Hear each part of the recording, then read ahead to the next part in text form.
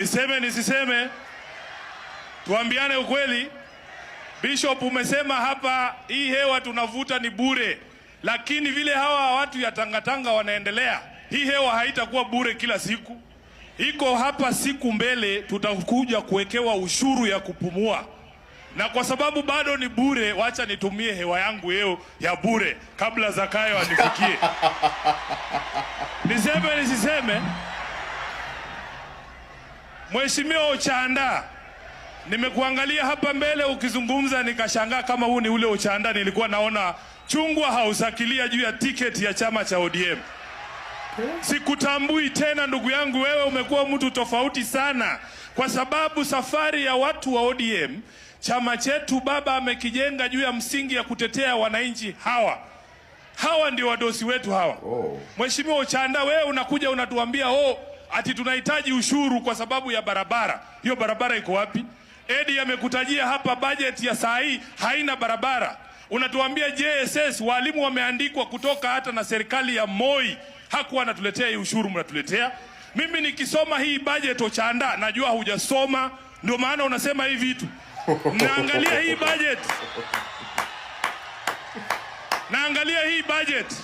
Rafiki zako wa State House wamejiongezea bilioni 1.2 ya chai na mandazi State House. Usituambie mambo ya barabara.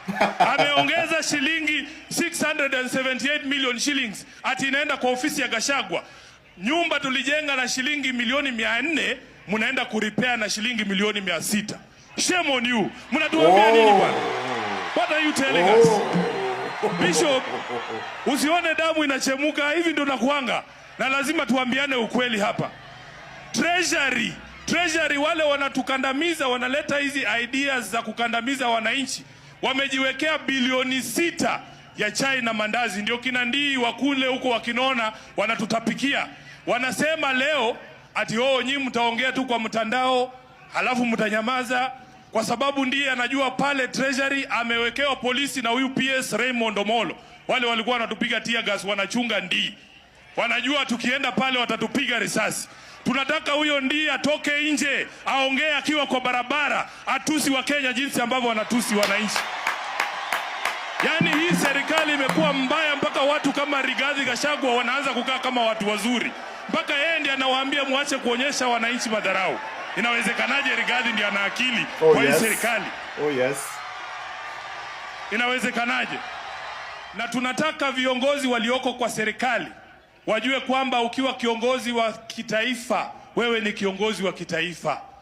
Ukiwa naibu wa rais na kila wakati unazungumza lazima nikuwe na demu yangu Mkikuyu aniambie ile kitu unasema, wewe ni rais kweli? Kwa nini usiongee Kiswahili? Mheshimiwa Walo, na wewe PS, resist the urge from the public to make you local leaders. You are not a leader of Nyanza. You are a PS or internal security for the whole country. I want to see you in Bungoma. I want to see you in Kwale. Mheshimiwa Walo, you are not a CS for these people of Nyanza. You are the CS for the Republic of Kenya. Let us see you in other places as well. Na huyo Rigathi awache kuomba kwa mlima peke yake. Hata hapa kwa maji huwa tunaomba na Mungu anatusikia. Nothing but facts. Nothing but facts. I know some of you are going to be asking, did you even hear what he was saying? Oh, yes. I got a translator. So it's mind-blowing. It's amazing.